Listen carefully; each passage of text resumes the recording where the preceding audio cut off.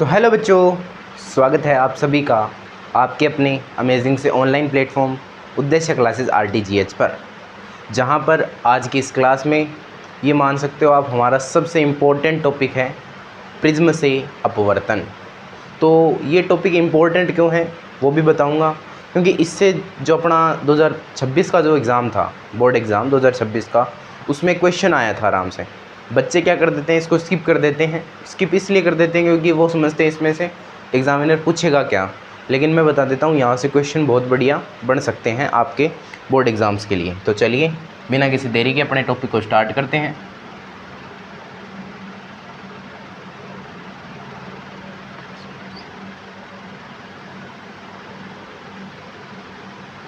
Prism से अपवर्तन। तो जब हम प्रिज्म पढ़ रहे हैं तो सबसे पहले ये पढ़ लेते हैं प्रिज्म होता ही क्या है। भाई एग्जामिनर अगर क्वेश्चन बनाना चाहे तो वह कैसे भी बना सकता है। तो सबसे पहले ये समझते हैं कि प्रिज्म होता क्या है। तो पहले तो आपको ये बता दूं, प्रिज्म एक 3D शेप है, जिसे 2D में बनाना इम्पॉसिबल है, लेकिन हम मान रहे हैं कि प्रिज्म ऐसा होता है। ठीक है, ये 3D में होता है, ध्यान रखना। अगर मैं 3D में, तो छोड़ो इसे। 3D का मतलब आपने प्रिज्म कभी देखा है? देखो, मैं साथ में कोशिश करूँगा कि एक प्रिज्म की पिक्चर ऐड करूँ साइड में, कोशिश करूँगा।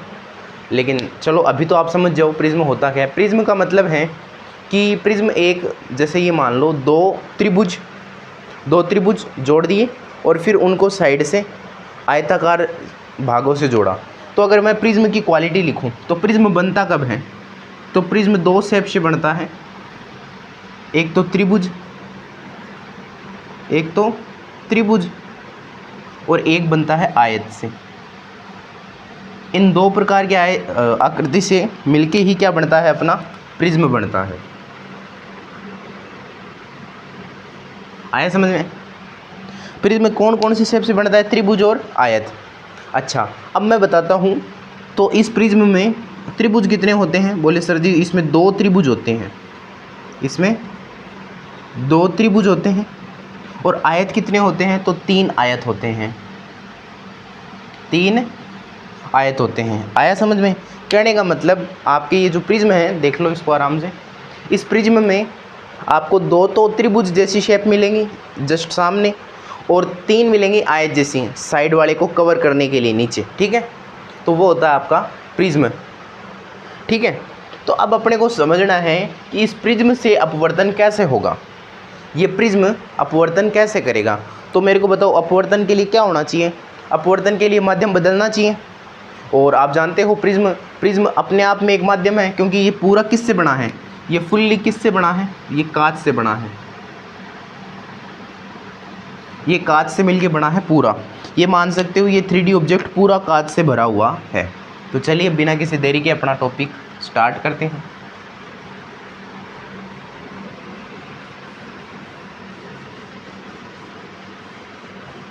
एक तो यार मैं देखता हूँ कि व्यूज़ तो आते हैं 200, 100, 150, लाइक आते हैं सिर्फ 10-15। कमेंट्स तो आप करते ही नहीं हो।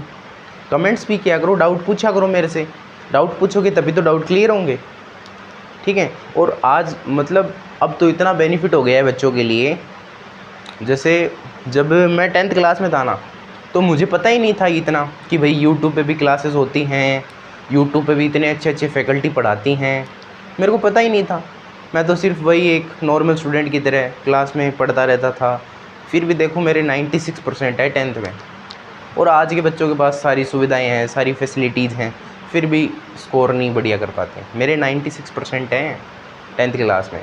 मैथ्स में 100/100 आ रही है बात समझ में। और 12th क्लास में भी बहुत बढ़िया स्कोर है मेरा।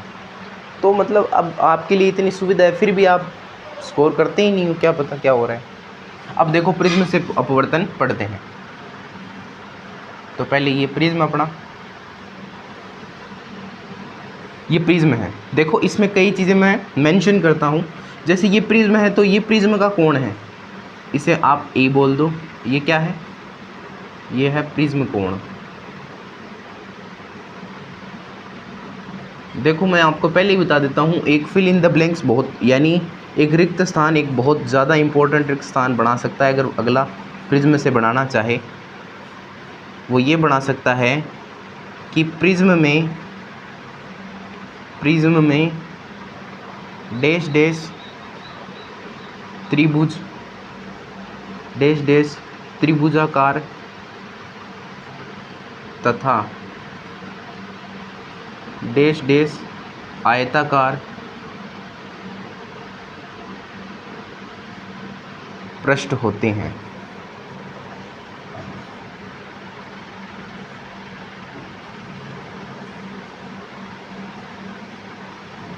आया समझ में? तो प्रिज्म में कितने त्रिभुजाकार होते हैं? तो प्रिज्म में 2 त्रिभुजाकार तथा 3 आयताकार पृष्ठ होते हैं। अगर रिक्त स्थान बनाना चाहे तो प्रिज्म से ऐसा रिक्त स्थान भी बन सकता है। मैं हर प्रकार के क्वेश्चन करवाने की कोशिश करूँगा और ये कोशिश करूँगा कि आपके किसी भी टाइप के क्वेश्चन रहे ही ना, मतलब आपके डाउट बचे ही नहीं।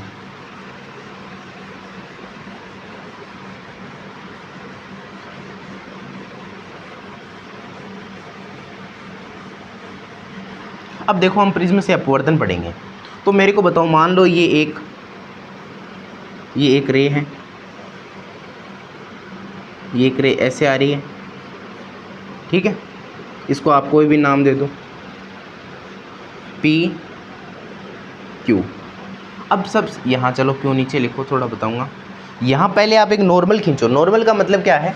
इस पृष्ठ के लिए आप एक अभिलंब बनाओ पहले। तो इस पृष्ठ के लिए अभिलंब ये हो गया,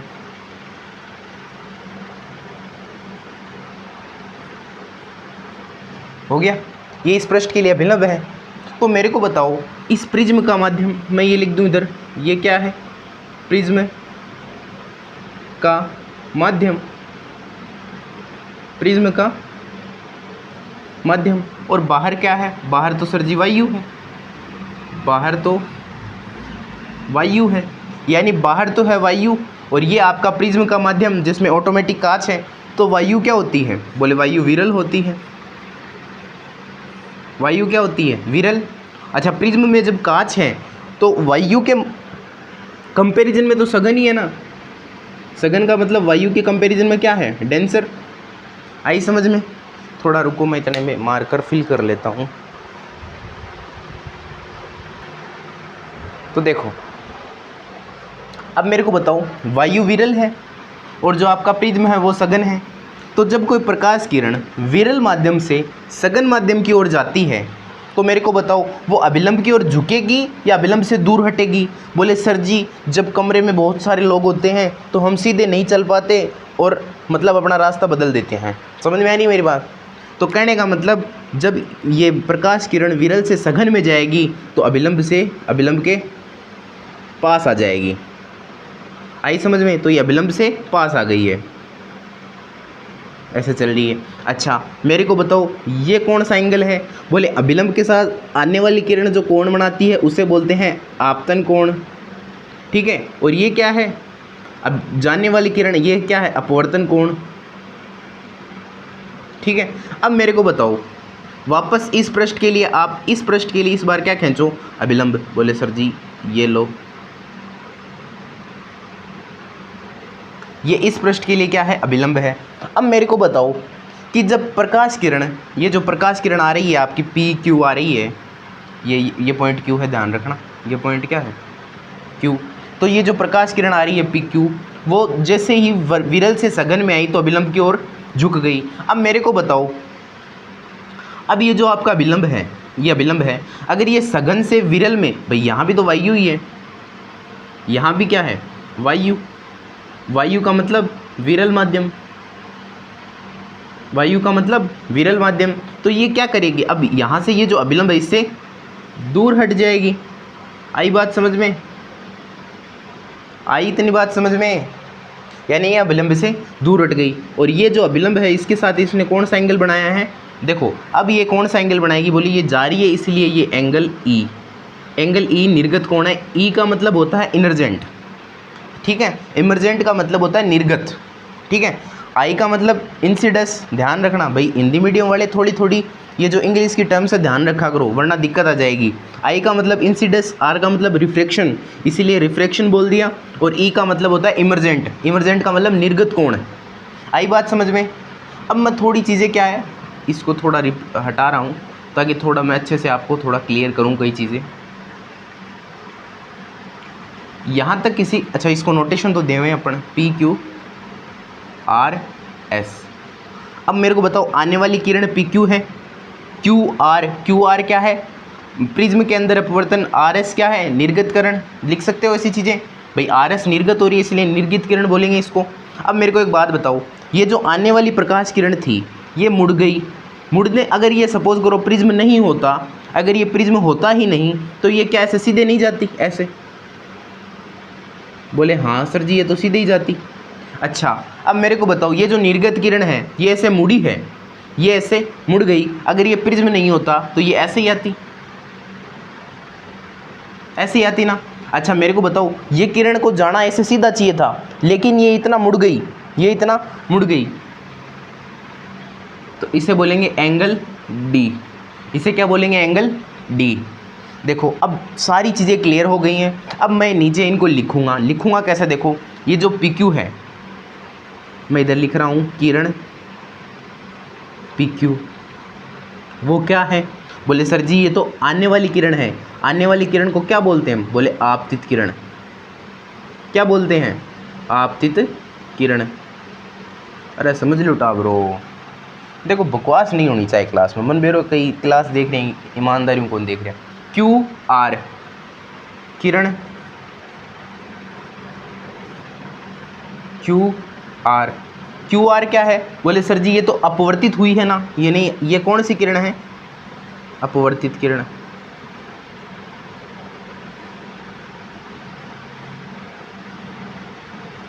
आई समझ में? अच्छा अब मेरे को बताओ आर एस, आर एस क्या है? निर्गत।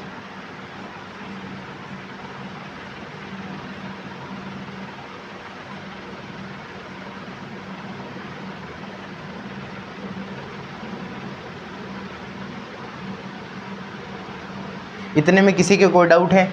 अब देखो अब मैं एंगल का थोड़ा, मैंने किरण बता दी, बोले पी क्यू क्या थी? आपतित किरण थी, और ये आपकी क्यू आर क्या है? अपवर्तित किरण है। आर एस क्या है? आर एस निर्गत किरण है। इतनी चीज़ें समझ में आ गई। अब देखो अब मैं एंगल बताता हूँ। एंगल आई क्या है? बोले एंगल आई आपतन कोण है।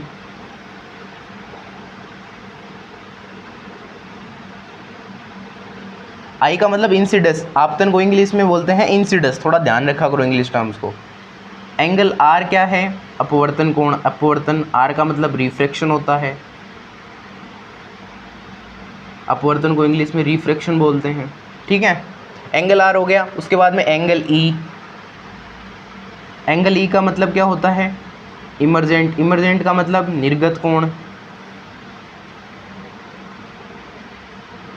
इतनी बात समझ में आ गई? अच्छा एंगल डी क्या है? डी का मतलब डेविएशन होता है। डी का मतलब डेविएशन यानी विचलन। ये विचलन कोण है। विचलन का मतलब किरण को जाना एकदम सीधा चाहिए था लेकिन वो थोड़ा मुड़ गई। मुड़ी कितना? वही अपना क्या है? विचलन कोण है। ये लो अब बताओ मेरे को, अब बता दो इनमें कोई भी प्रॉब्लम है क्या? ये प्रिज्म से अपवर्तन आपका इसी के साथ कंप्लीट होता है। इसमें कोई भी डाउट है तो मेरे को आराम से कमेंट करके पूछ लिया करो। कमेंट करोगे तो मैं डाउट बताऊंगा, कमेंट ही नहीं करोगे तो डाउट कहाँ से? डाउट सोल्व होने चाहिए, डाउट सोल्व होने चाहिए। देखो एक बात बताता हूँ, इंग्लिश मीडियम के लिए बहुत सारा मटेरियल पड़ा है। इंग्लिश मीडियम के लिए बहुत सारा मटेरियल पड़ा है, मैं इंग्लिश में भी पढ़ा सकता हूँ, लेकिन मैं हिंदी मीडियम वाले उन बच्चों के लिए सोचता हूँ जो पढ़ना चाहते हैं, रियल में पढ़ना चाहते हैं, गवर्नमेंट स्कूल से आते हैं लेकिन वहाँ मतलब छोड़ो अब क्या बताऊँ, उनको एक ऐसा अच्छा माहौल नहीं बन पाता, उनके कंसेप्ट क्लियर नहीं होते। वो सिर्फ फोकस करते हैं तो किस पे फोकस करते हैं? रटने पे फोकस करते हैं। और रटने पे फोकस करोगे तो भाई साहब नंबर नहीं आएंगे। रटने पे फोकस करोगे तो सिर्फ रट ही लो, फिर रटने से नंबर थोड़ी आते हैं, ठीक है। तो चलिए अब आगे का अपना टॉपिक कवर करते हैं। प्रिज्म से अपवर्तन समझ में आ गया क्या?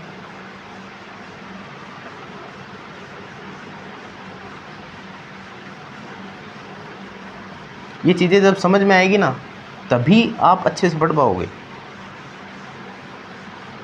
अब प्रिज्म से अपवर्तन समझ में ही नहीं आएगा तो फिर आगे कैसे पढ़ोगे?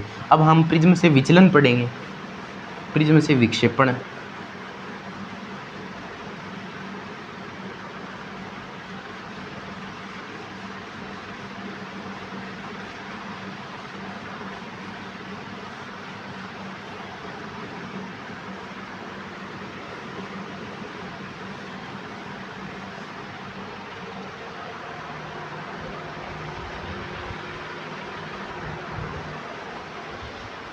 अब अपना टॉपिक है प्रिज्म से विक्षेपण। देखो, आपने इंद्रधनुष को देखा है, तो इंद्रधनुष को देखा है तो इंद्रधनुष में कितने रंग होते हैं बताओ? कभी काउंट किया है? काउंट नहीं किया छोड़ दो। इंद्रधनुष में 7 रंग होते हैं। कौन कौन से रंग होते हैं? मतलब कितने रंग होते हैं? 7 रंग होते हैं। यानी इंद्रधनुष बना किससे है? पहले तो ये सोचो। बोले सर जी इंद्रधनुष बना है सनलाइट से, यानी सूर्य के प्रकाश से। सूर्य के प्रकाश से अगर इंद्रधनुष बना है, इसका मतलब मैं ये बोल सकता हूँ कि सूर्य का प्रकाश 7 रंगों से मिलकर बना है।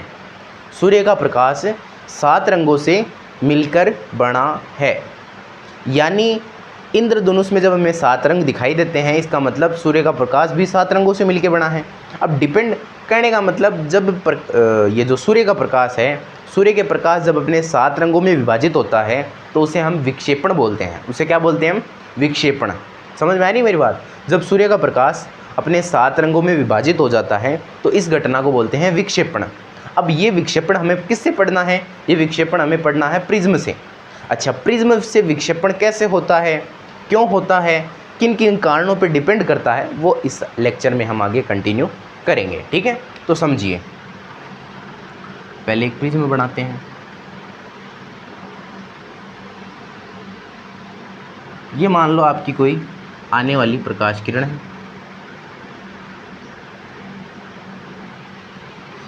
अच्छा, ये श्वेत प्रकाश होता है।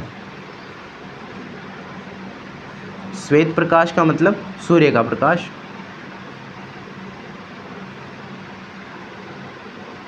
अब मेरे को बताओ, यहां से इसको ऐसे सीधा जाना चाहिए, लेकिन ये सीधी तो जाएगी नहीं, क्योंकि प्रिज्म ये आपका क्या है? ये आपका प्रिज्म है। तो प्रिज्म में माध्यम चेंज होता है। अभी हम पीछे पड़े हैं कि प्रिज्म में माध्यम चेंज होता है, और माध्यम चेंज होगा, इसका मतलब सीधी सी बात है, सीधी तो जाएगी नहीं। तो ये ऐसे मुड़ जाएगी, और यहाँ से मुड़ने के बाद ये ऐसे हो जाएगी।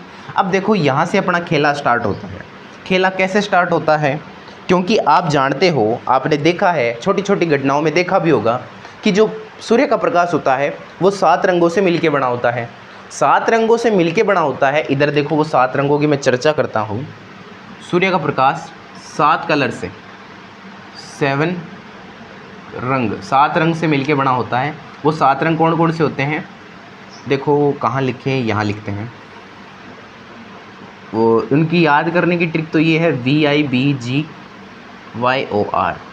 विबजियोर।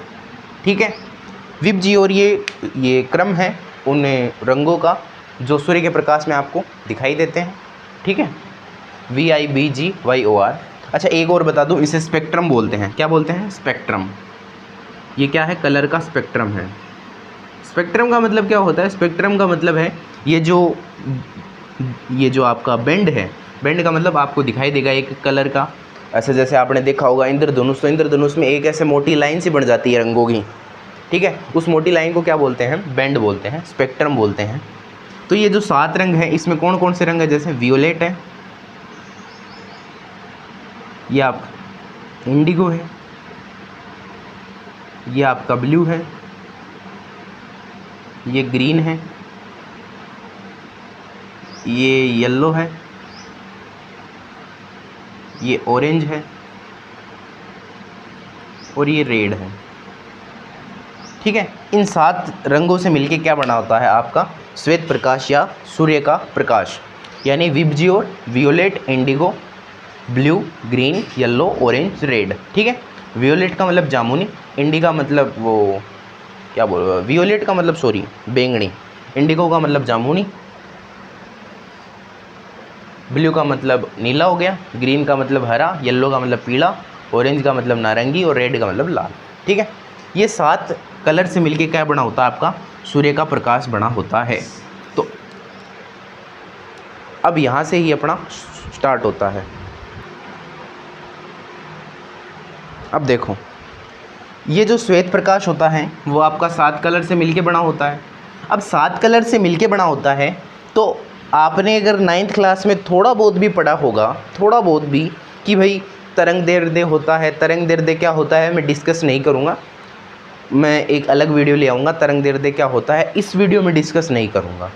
तो आपने पढ़ा होगा 9th क्लास में कि ये जो कलर्स हैं, इन सभी कलर्स का जो तरंग दैर्ध्य है, यानी आपका जो लॉन्गिट्यूडनल लेंथ होती है, वो सारों की अलग अलग होती हैं, सभी की अलग अलग होती हैं। इसका मतलब ये जब यहाँ से विचलन दर्शाएंगे, जब यहाँ से ये जो विचलन आएगा, आपने पढ़ा है, पीछे ही मैंने पढ़ाया था, यहाँ से डेविएशन आएगा, ये एंगल ऐसे जानी चाहिए थी लेकिन मुड़ जाएगी, तो वो जो कोण बनेगा वो हर कलर का अलग अलग बनेगा, हर कलर का अलग अलग बनेगा। इसका मतलब ये जो श्वेत प्रकाश है वो अपने 7 रंगों में क्या हो जाएगा, विभाजित। देखो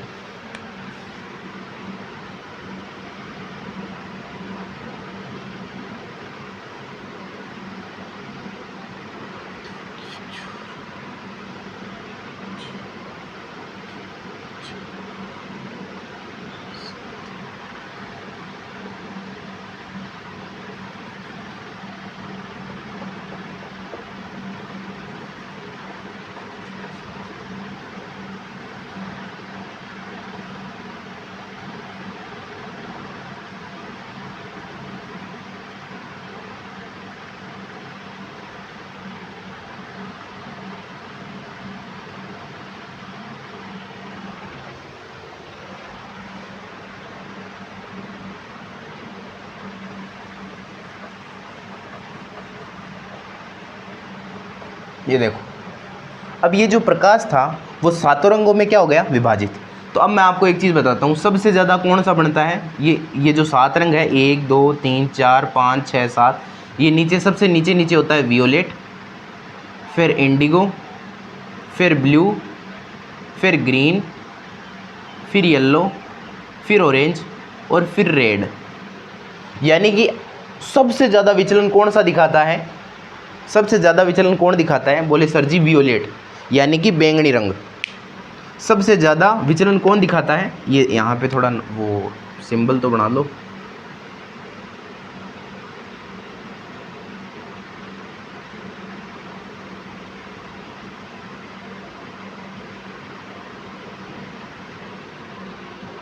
यानी सबसे ज़्यादा विचलन कौन दिखाता है। यहाँ पे थोड़े 1 2 फैक्ट लिख ले कि भाई सबसे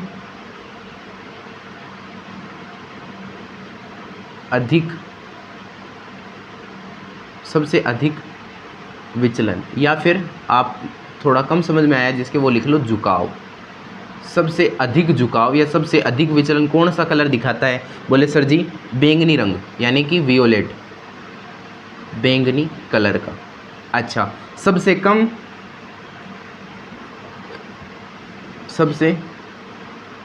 कम झुकाव कौन दिखाता है, बोले सर जी सबसे कम झुकाव दिखाता है लाल रंग। सबसे कम झुकाव कौन दिखाता है, लाल रंग। अब इसका रीज़न क्या होता है वो समझ लो भाई। हमें ये तो पता है कि ये जो कलर है वो 7 रंगों में विभाजित हो जाएगा। विक्षेपण क्या होता है वो इधर लिख देता हूँ मैं, विक्षेपण क्या होता है,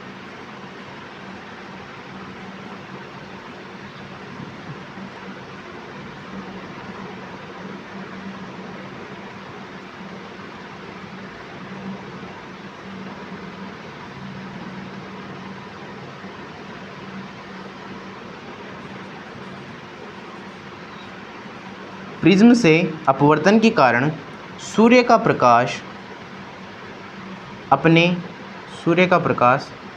अपने अवयवी वर्णों में विभाजित होता है। अवयवी वर्णों में,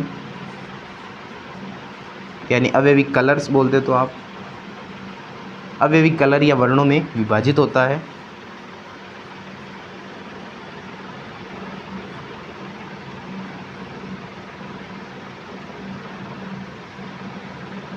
विभाजित होता है, इसे विक्षेपण कहते हैं। इसे विक्षेपण कहते हैं। इसे क्या बोलते हैं, इसे विक्षेपण कहते हैं। यानी विक्षेपण की घटना क्या होती है, जब जरूरी नहीं है प्रिज्म से हो, लेकिन अपने को प्रिज्म में पढ़ना है इसलिए मैं प्रिज्म लिखूंगा। तो प्रिज्म से अपवर्तन के कारण जो सूर्य का जो प्रकाश होता है वो अपने अवयवी वर्णों का मतलब कलर्स में विभाजित होता है। इसी घटना को क्या बोलते हैं? विक्षेपण बोलते हैं। और ये जो अवयवी वर्णों का जो बैंड होता है उसे स्पेक्ट्रम बोलते हैं। इनमें कौन कौन से कलर होते हैं? VIBGYOR, VIBGYOR, violet, indigo, blue, green, yellow, orange, red. ठीक है, और आपने ये देख ही लिया सबसे अधिक कौन झुकता है, तो सबसे अधिक झुकता है बैंगनी कलर। सबसे कम कौन झुकता है, तो सबसे कम झुकता है लाल रंग। अब देखो ये जो श्वेत प्रकाश था वो किससे मिलकर बना था? 7 रंगों से।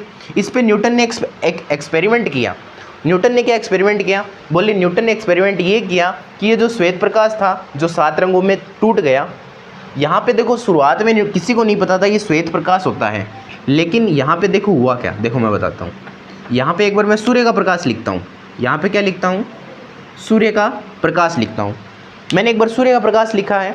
न्यूटन ने क्या किया? न्यूटन ने जस्ट इसके सामने एक उल्टा प्रिज्म रखा। उल्टा प्रिज्म रखा तो ये सातों कलर वापस आए।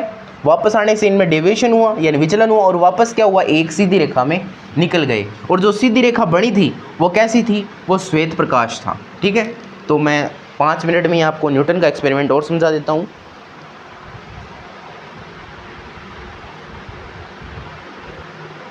देखो न्यूटन ने अपने एक्सपेरिमेंट में क्या किया? न्यूटन ने पहले सूर्य का प्रकाश एक प्रिज्म पे डाला। तो सीधी सी बात है, एक प्रिज्म में डालेंगे तो ये देखो इसकी ये वास्तविक स्थिति ये थी। तो यहाँ से ये डेविएट हुई यानी ये जो विचलन हुआ, विचलन होने से जो प्रकाश था सूर्य का प्रकाश वो अपने 7 रंगों में विभाजित हुआ। और जो 7 रंग विभाजित होके बाहर निकले तो उसके सामने एक उल्टा प्रिज्म रख दिया। उसके सामने एक उल्टा प्रिज्म रखा। उल्टा प्रिज्म रखा तो वापस अपवर्तन होगा, और वापस जो डेविएशन हुआ था वो वापस बंद हो जाएगा। और ये जो 7 रंगों में विभाजित जो कलर थे वो वापस एक सीधी रेखा में प्राप्त होंगे। लेकिन वो इस बार जो प्रकाश होगा वो कैसा होगा? श्वेत प्रकाश होगा। ठीक है, न्यूटन का ये एक्सपेरिमेंट था। इसमें कोई खास बात खास बात तो कैसे नहीं थी, पूरा एक्सपेरिमेंट ही बढ़िया है। लेकिन इनमें एक मोस्ट बात ये निकल के आती है कि आपका जो श्वेत प्रकाश होता है यानी जो श्वेत प्रकाश है वो 7 रंगों से मिलके बना होता है। यही न्यूटन का प्रयोग था। ठीक है, तो अब आगे जो अपना जो आप देखते हो इंद्रधनुष कैसे बनता है, तो इंद्रधनुष बनता कब है पहले वो समझो। इंद्रधनुष कब बनेगा? सीधी सी बात है, इंद्रधनुष बनता है हमेशा बारिश के बाद में। कभी ऐसा हुआ है कि बिना बारिश के इंद्रधनुष बन गया? हो ही नहीं सकता। तो कहने का मतलब बारिश के बाद में बनता है, और हमेशा जो सूर्य होता है उसके जस्ट ऑपोजिट साइड में बनता है। ऐसा क्यों होता है ये पूरा तो मैं आगे की क्लास में समझा दूंगा, लेकिन थोड़ा इस क्लास में समझ लो आप। होता क्या है रियल में, बारिश के बाद में जो छोटी छोटी पानी की बूंदें होती हैं जो एनवायरनमेंट में आपके जमा हो जाती हैं, वो छोटे छोटे प्रिज्म होते हैं। छोटे छोटे प्रिज्म होते हैं, और उन प्रिज्म से ही क्या होता है? ये अपवर्तन और 7 रंगों में विभाजन। तो उसी से क्या बनता है? आपका इंद्रधनुष। तो ठीक है, बाकी का तो हम आगे क्लास में पढ़ेंगे। हमारा कंटेंट कैसा लगा हमें कमेंट करके ज़रूर बताया करो ज़रूर यार। ऐसे नहीं है कि वीडियो देख ली, लाइक किया ही नहीं, शेयर किया ही नहीं, सब्सक्राइब किया ही नहीं, ऐसे ही देखा और चले गए। तो मतलब लास्ट तक ज़रूर बने रहा करो। ठीक है, बाकी का अगली क्लास में पढ़ेंगे। धन्यवाद।